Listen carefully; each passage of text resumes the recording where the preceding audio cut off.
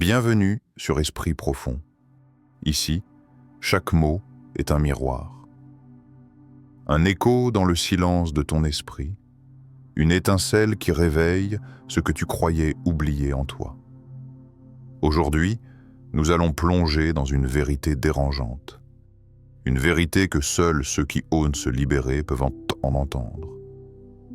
Ne ressentez rien, contrôlez tout. Une maxime radicale, brutale, mais nécessaire. Ce n'est pas un appel à devenir insensible. C'est une invitation à devenir maître. Maître de tes pensées, maître de ta réaction, maître de ton monde intérieur. Là où naît le vrai pouvoir. Car comme l'écrivait Machiavel, celui qui ne contrôle pas ses émotions sera toujours contrôlé par les autres. Alors respire. Laisse tomber tes certitudes et entre dans l'univers de ceux qui ne vivent plus en surface, mais qui forgent leur destin de l'intérieur. Tu regardes Esprit Profond, et ici, on ne subit pas la vie, on la façonne. L'art de géler le feu. L'émotion est un outil, pas un maître imagine, un roi. Son trône tremble à chaque émotion, il aime trop vite. Il est trop fort. Il panique trop tôt. Un roi esclave de ses propres tempêtes. Ce roi, malgré sa couronne, est déjà tombé. Car dans le silence du pouvoir, il n'y a pas de place pour les flèches émotionnelles, juste de la glace. Et le contrôle. Un prince ne doit jamais se laisser dominer par ses passions. Ferme les yeux. Visualise-toi dans une salle vide, froide, immense. Tu es seul, face à deux voix en toi. À gauche, l'émotion. Elle hurle, elle brûle, elle te parle de vengeance, d'injustice et de trahison. Elle te pousse à frapper, maintenant, sans réfléchir. Elle te dit, tu souffres, tu dois réagir. À droite, la vision, elle ne parle pas. Elle te regarde. Elle attend que tu sois assez calme pour l'entendre. Elle te murmure, tu veux le pouvoir, ou juste un soulagement immédiat. C'est là que tout commence. Dans ce choix, entre ce que tu ressens et ce que tu veux bâtir. Tu vois, l'émotion n'est pas l'ennemi. Elle est comme le feu. Elle peut éclairer ton chemin, ou brûler ta maison. Ce que Machiavel a compris, et que tant refusent encore d'admettre, c'est que ressentir n'est pas une excuse pour abandonner le contrôle. Pleure si tu veux, mais pleure derrière la porte. Hurle si tu dois, mais hurle dans le silence de ta chambre, pas dans l'arène. Car le monde ne pardonne pas à celui qui expose sa faiblesse trop tôt. Il observe, il juge, il attaque. La douleur n'est pas une fin, c'est un carburant. Utilise-la ou sois consumé par elle. Pose-toi une question brutale.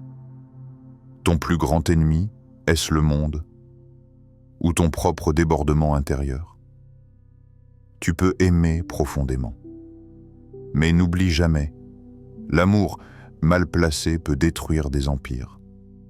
Tu peux avoir peur, mais que cette peur devienne une carte, un plan, une stratégie. Tu peux être en colère, mais que cette colère devienne ton feu de propulsion, pas ta cage. Regarde les géants de l'histoire, ceux qui ont laissé une empreinte. Ils ont tous connu la douleur, la perte, l'humiliation, la trahison, mais ils ont transformé ces émotions en architecture, en décision, en silence, ceux qui hurlent trop vite, ceux qui explosent au premier choc, finissent toujours manipulés par ceux qui gardent le visage impassible. Un visage calme cache souvent un esprit bouillant, mais dirigé. Et ce calme fait trembler plus que 1000 cris. Alors pose-toi cette question, pas à voix haute, pas pour paraître fort, mais en toi, là où personne ne t'entend, là où le mensonge ne fonctionne plus. Qui en toi prend les décisions? L'émotion ou la vision? La colère est rapide. La vision est lente. La peur est instinctive. La vision est construite. L'amour est naturel. La vision est forgée. Ne cherche pas à ne plus ressentir. Cherche à maîtriser ce que tu ressens. Les émotions sont des messages, pas des maîtres. Elles te préviennent, mais elles ne doivent pas te gouverner. Tu es le roi, le général, le stratège de ton propre royaume intérieur. Et ce royaume-là ne survivra jamais si tu ne sais pas geler ton feu. Le stratège intérieur crée un vide pour gouverner. Il y a un espace entre ce que tu ressens et ce que tu fais. Un espace minuscule, souvent ignoré. Mais c'est là que le vrai pouvoir réside. Ce n'est ni la force brute, ni l'explosion émotionnelle, ni la domination par le bruit. C'est le vide. Le vide avant l'action. Le vide avant la réponse. Le vide avant la frappe. Il faut être renard pour connaître les pièges et lion pour effrayer les loups. Ce n'est pas une métaphore. C'est une géométrie du pouvoir. Une équation silencieuse qui structure chaque mouvement d'un esprit supérieur. Observe les grands maîtres, pas ceux qui parlent le plus, pas ceux qui brillent à chaque instant, mais ceux qui calculent dans l'ombre, ceux qui attendent. Ceux qui savent que la réaction est un luxe que le stratège ne s'autorise jamais. Être stoïque, ce n'est pas s'éteindre, c'est s'ordonner intérieurement. Être stoïque, c'est savoir que tu ressens tout, mais que rien ne te tire vers l'impulsivité. Tu es là, observant ton propre ressenti. Comme un chef d'orchestre écoute la vibration de chaque instrument sans jamais se laisser remporter. Tu ne réagis pas. Tu choisis. Et ce choix, il ne naît pas dans le tumulte. Il naît dans le vide. Pas un vide froid, mais un vide structurant. Regarde un sabreur japonais. Sa main ne tremble pas. Son regard est vide parce qu'il a déjà vu 1000 fois la scène dans son esprit. Il sait où il frappera. Et quand il le fera, ce sera net, tranchant, définitif. Le vrai pouvoir ne fait pas de bruit. Il s'impose par sa clarté intérieure. La clarté intérieure n'est pas innée. Elle se construit dans le silence, dans l'observation, dans le retrait. Toi qui m'écoutes, combien de fois as-tu perdu à cause d'une parole trop rapide? Combien de fois t'es-tu saboté en voulant répondre tout de suite? Combien de fois as-tu regretté de ne pas avoir attendu, d'avoir vu, d'avoir prévu? Le stratège, lui, crée un vide entre le stimulus et l'action. Il observe les signaux faibles. Il voit le piège avant qu'il ne se referme. Il ne se jette pas dans la mêlée. Il organise la mêlée. C'est cela, la liberté mentale. Tu n'es pas ce que tu ressens. Tu n'es même pas ce que tu penses. Tu es celui qui choisit ce qu'il en fait. Machiavel ne parlait pas de devenir froid comme la pierre, mais de devenir lucide comme le verre, transparent, tranchant, réfléchissant. Le renard en toi observe, le lion en toi agit, mais le roi en toi décide du moment. Imagine cette scène. Quelqu'un t'insulte, te provoque, te défie. Tu sens en toi la montée, le feu, le réflexe, mais tu ne bouges pas. Tu regardes, tu comprends, tu décryptes. Et dans ce silence que tu imposes, l'autre commence à trembler. Car celui qui contrôle sa réaction contrôle la dynamique. Et dans cette dynamique invisible, tu viens de changer le cours des choses, sans rien dire, sans rien faire, juste en créant un vide. Question. Peux-tu aujourd'hui rester silencieux face à la provocation? Non pas pour fuir, mais pour mieux revenir, pour frapper au bon endroit, ou choisir de ne pas frapper du tout parce que ce n'est plus nécessaire. Le stratège intérieur, ce n'est pas une posture. c'est une architecture. Un temple mental que tu construis, pièce par pièce, à chaque fois que tu résistes à l'impulsion, et chaque fois que tu choisis, tu deviens plus libre, plus précis, plus puissant. Tu gouvernes, non pas les autres, mais ce qu'il y a de plus instable en ce monde, toi-même. Le miroir du monde. Les gens suivent ceux qui ne tremblent pas. Regarde autour de toi. Observe vraiment. Le monde est plein de gens qui parlent fort, mais peu sont vraiment écoutés. Plein de corps qui bougent, mais peu qui inspirent confiance. Car au fond, nous ne suivons pas ceux qui dominent les foules, mais ceux qui dominent leur propre chaos intérieur. L'homme qui domine ses passions est plus redoutable que celui qui conquiert une ville. Tu veux inspirer? Tu veux être respecté, écouté, suivi? Alors écoute bien ceci.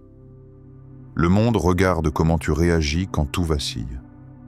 Pas quand tout va bien, mais quand la tempête frappe. Et dans cette tempête, il y a deux types de figures qui apparaissent. Ceux qui s'agitent, crient, paniquent, et ceux qui restent droits, même si le vent veut les plier. Tu sais ce que le public ressent face à ceux qui crient à chaque secousse? Du malaise, de la méfiance, du rejet. Car l'instabilité intérieure repousse. Elle rend flou. Elle effraie, même sans vouloir le faire. Mais le calme, lui, le calme magnétise. Imagine maintenant une pièce remplie de bruit. Tout le monde parle, hurle, se justifie. Et là, au fond, quelqu'un immobile, silencieux, qui observe. Il ne dit rien, mais tout le monde le remarque. Pourquoi? Parce que le calme dans le chaos est une anomalie. Et ce qui est rare attire. Tu n'as pas besoin de t'imposer. Tu dois t'aligner intérieurement. Et quand cette stabilité émane de toi, elle devient comme un parfum invisible. Un langage silencieux, une présence qu'on ne peut pas ignorer. Le calme dans la tempête devient une prophétie vivante. Tu n'as pas besoin de convaincre. Tu dois incarner. Car les gens ne suivent pas les mots. Ils suivent ce qu'ils ressentent à ton contact. Et ce qu'ils ressentent vient de ce que tu projettes inconsciemment. Si tu vibres la peur, même en souriant, ils le sentiront. Si tu vibres la colère, même en chuchotant, ils le capteront. Mais si tu vibres la solidité, ils se déposeront en toi comme des oiseaux sur un arbre solide. Le monde entier est un miroir. Et ce qu'il reflète commence par ce que tu émets. Pense aux leaders silencieux, à ceux qui marchent lentement, qui parlent un peu, mais dont chaque geste semble peser. Ils ont une force étrange, comme si leur simple présence suffisait à changer l'atmosphère. Ce n'est pas du charisme superficiel, c'est une vibration de confiance. Et cette confiance ne vient pas d'une formation. Elle vient d'un choix répété. Ne pas trembler, même quand tu veux, même quand tu pourrais. Surtout à ce moment-là, ceux qui ne tremblent pas sont souvent ceux qui ont tremblé 1000 fois, sans que personne ne s'en aperçoive. Alors pose-toi maintenant cette question, vraiment, sans tricher. Regarde-toi. Que projettes-tu au monde? Es-tu cette flamme instable qui vacille à la moindre brise? Ou cette montagne silencieuse que rien ne semble atteindre? Le monde teste, le monde observe, le monde sent, sans même comprendre comment. Et ceux qu'il suit sont ceux qui tiennent, ceux qui ne réagissent pas, ceux qui créent un climat autour d'eux, simplement en étant eux-mêmes. Ce n'est pas de la manipulation, c'est de la maîtrise intérieure. Car à force de contrôler ce que tu vis en dedans, tu deviens prévisible émotionnellement. Et cela rassure, cela inspire, cela fait de toi un repère. Le chaos ne suit pas le chaos. Le chaos cherche un centre.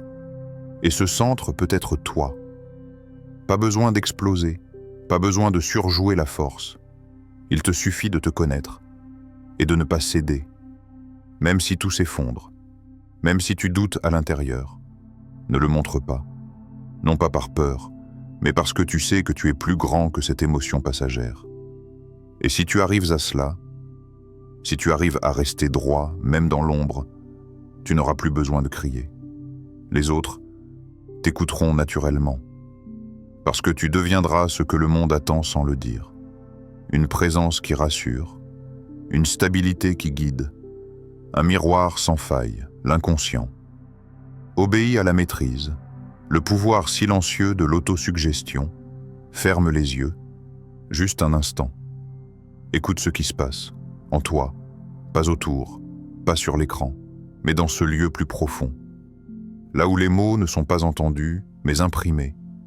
Car tout commence ici, là où tu es seul, avec tes pensées, avec ta voix intérieure. L'homme est ce qu'il croit, ce qu'il pense, ce qu'il répète dans le silence de sa chambre. Tu crois être libre? Regarde de plus près. Tu vis aujourd'hui ce que tu t'es répété hier, et ce que tu vivras demain est déjà en train de s'imprimer maintenant.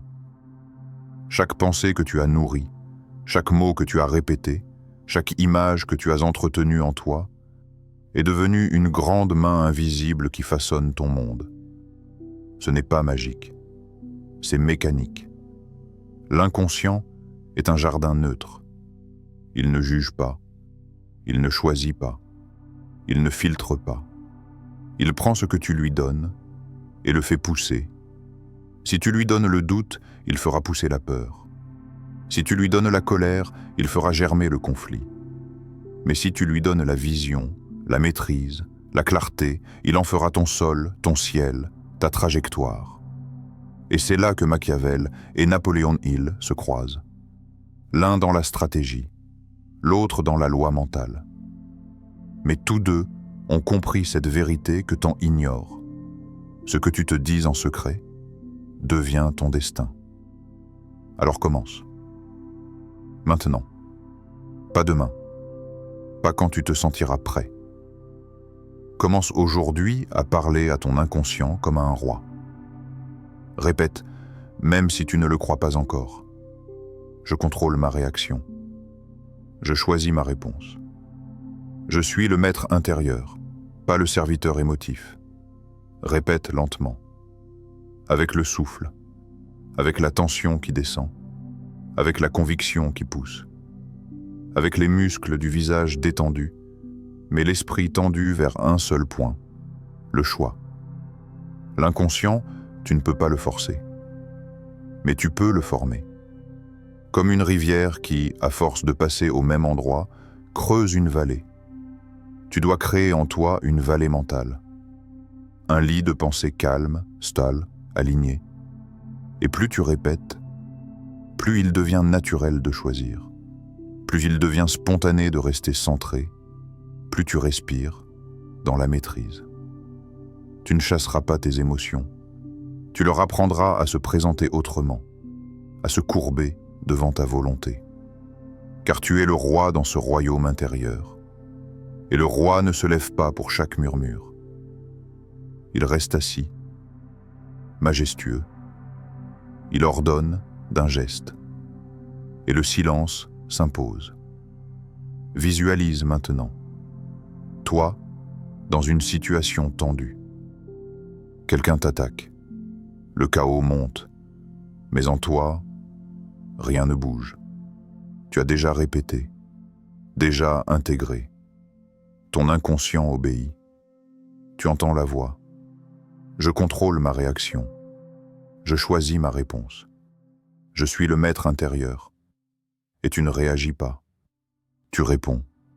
Tu diriges. Tu imprimes le rythme de l'instant. Tu crois peut-être que c'est trop simple, mais ce sont toujours les vérités les plus simples, qui effraient le plus ceux qui veulent rester victimes. Car elles te redonnent le pouvoir. Et ce pouvoir est lourd à porter. Il demande de la rigueur, de l'attention, de la répétition, pas spectaculaire, mais fondamentale. Imagine si, Chaque matin, avant de regarder ton téléphone, avant de te soumettre au bruit du monde, tu répétais « Je suis calme, même dans la tempête ». Je réponds « Je ne réagis pas ». Je pense en roi, je vis en stratège. Ton inconscient entendrait, puis il enregistrerait, puis il construirait. Et un jour, tu te surprendras toi-même. Parce que ce que tu pensais être un effort sera devenu ta nature. Répète-le, affirme-le, visualise-le, ressens-le, jusqu'à ne plus avoir besoin de le ressentir. Et ce jour-là, tu ne joueras plus le rôle du maître intérieur. Tu le seras. La glace qui contient le feu. Ne ressentez-vous rien? Non. Ressentez tout. Mais que rien ne vous contrôle. Voilà le secret. La fine ligne entre puissance et perte de soi. Car ce n'est pas l'émotion qui est faible. C'est la soumission à cette émotion qui affaiblit. La rage peut bâtir un empire ou le faire s'effondrer. Machiavel n'était pas un monstre. Il était un architecte de la lucidité. Il avait compris avant les autres que la maîtrise intérieure précède la domination extérieure. Et aujourd'hui, si tu es resté jusqu'ici, ce n'est pas un hasard. C'est que ton esprit est prêt. Prêt à gouverner au lieu de subir. Prêt à se relever avec froideur, sans renier sa flamme. Tu viens de franchir une porte, et de l'autre côté, commence ton royaume. Abonne-toi à Esprit Profond. Ici, chaque épisode est une initiation, un feu glacé, une vérité nue, un rappel que ta puissance n'a jamais été extérieure. Laisse un commentaire. Quelle émotion t'a le plus contrôlé dans ta vie? Et comment vas-tu l'apprivoiser dès maintenant? Parce qu'à partir d'aujourd'hui, tu ne vis plus dans le tumulte. Tu le diriges. Tu es la glace. Tu es le feu. Tu es le silence qui gouverne.